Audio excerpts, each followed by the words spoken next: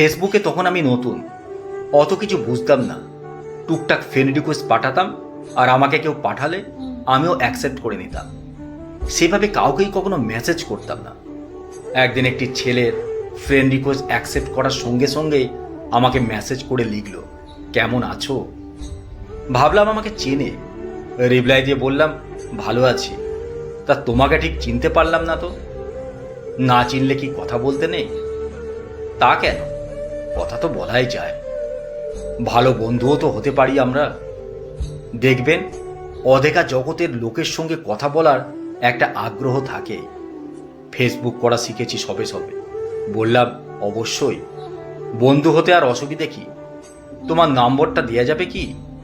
Call করে কথা বলা যাবে তাহলে। সাদা মনে কাদা নেই আমার। নাম্বার দিলাম। আগেই বলেছি, ফেসবুক সম্পর্কে আমার অত আইডিয়া হয়নি তখন। দেখলাম পরের দিন সকালেই কল করে বেশ উৎফুল্ল হয়ে বলল, হ্যালো, আমি অর্চিষ্মান বলছি। কল করেছি বলে অসুবিধা হচ্ছে না তো? না না, অসুবিধার কি আছে আর।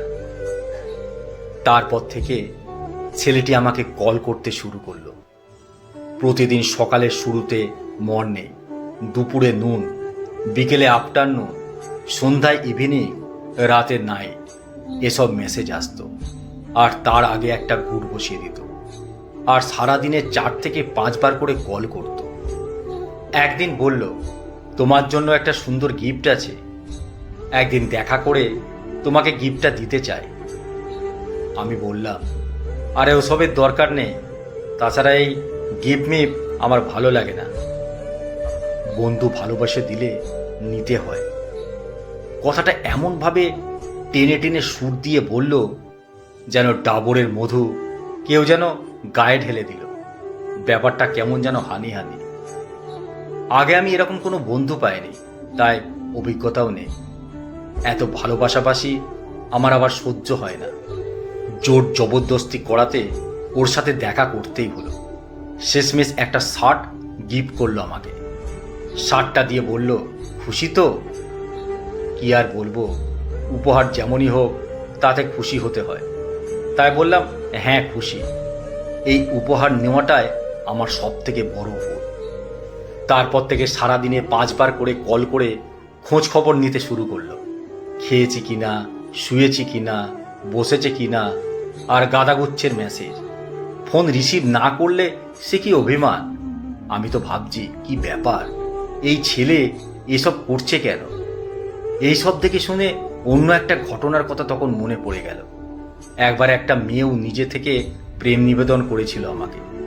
আমি হ্যাঁ বা না কিছুই তাকে বলিনি। 1 সপ্তাহ পর মেয়েটি আমাকে একদিন ফোন করে বলেছিল, তোকে প্রপোজ করাটাই ভুল হয়েছিল, আনরোমান্টিক কোথাকার। কথা বলতেই তো জানিস না, তোর মতন গোমরা মুখর কপালে কোনোদিনও মেয়ে জুটবে না। এই অভিশাপ দিয়ে গেল। এই ছেলের এমন কাণ্ড কারখানা দেখে মনে মনে ভাবছি, সেই মেয়েটার অভিশাপ লেগে গেল নাকি? মেয়েটিকে সেদিন আমি শকুন বলেছিলাম। ভাবলাম, শকুনের সাপে তাহলে কি সত্যি গরু মরে? ভেবেই বিরক্ত লাগলো। পরের দিন যখন ছেলেটি কল করলো, কৌতূহলী হয়ে আমি জিজ্ঞেস করলাম, অর্চিষ্মান, তোমার কোনো গার্লফ্রেন্ড নেই? বলল, না গো। ও হ্যাঁ, বলতেই ভুলে গিয়েছিলাম। সব কথাতেই ও একটা করে গো যোগ করত। হ্যাঁ গো, না গো, কই গো, শুনছো গো।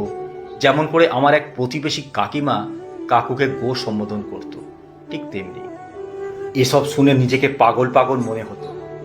সে যাই হোক, কথা বলতে বলতেই ওকে পরামর্শ দিয়ে বললাম, তুমি একটা প্রেম করো, সময় কেটে যাবে। হেসে বলল, তোমার মতন বন্ধু থাকলে প্রেম করারই তো দরকার নেই। মনে মনে ভাবছি, এই মরেছে, প্রেমিকার বিকল্প আমি। জিজ্ঞেস করলাম, আমি আর প্রেমিকা এক হলাম? ওসব প্রেমিকা টেমিকা লাগবে না, তুমি তো আমার জীবনে আছো।